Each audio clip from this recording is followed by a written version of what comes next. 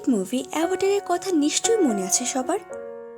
Pandora নামে একটি গ্রহে স্থানীয় বাসিন্দারা প্রকৃতিকে বাঁচানোর জন্য আপ্রাণ লড়াই চালিয়েছেন।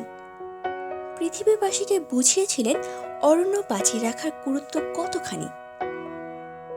তবে এটা কোনো অ্যাভাটার ছবির নয়া সিকুয়াল নয়, কোনো মুভির গল্পও নয়। বাস্তবেই সন্ধান মিলেছে প্যান্ডোরা গ্রহের এমন সব শিশু অ্যাভাটারের। এদের ছবি এখন ভাইরাল সোশ্যাল মিডিয়ায়।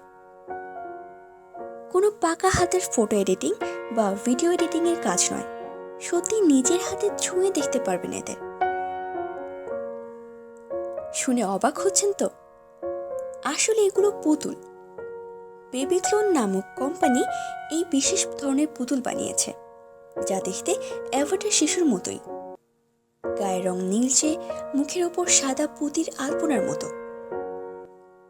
অ্যাভাটার ছবিতে ছিল পূর্ণবয়স্ক পুরুষ ও নারী, আর এখানে এই নীল অবতাররা নেহাতি দুধের শিশু। সিলিকন ও ভিনাইল, যা বিশেষ ধরনের প্লাস্টিক, আর এই প্লাস্টিক দিয়েই তৈরি করা হয়েছে বেবি পুতুল। হঠাৎ করে দেখলে বোঝার উপায় নেই যে আসলে এটা কি।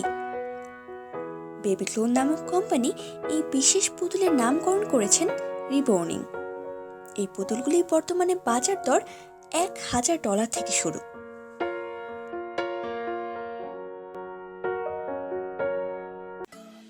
এতক্ষণ আমাদের সাথে থাকার জন্য ধন্যবাদ। ভিডিওটি ভালো লাগলে লাইক, কমেন্ট এবং শেয়ার করুন। আমাদের পরবর্তী পোস্ট পেতে অবশ্যই সাবস্ক্রাইব করতে ভুলবেন না।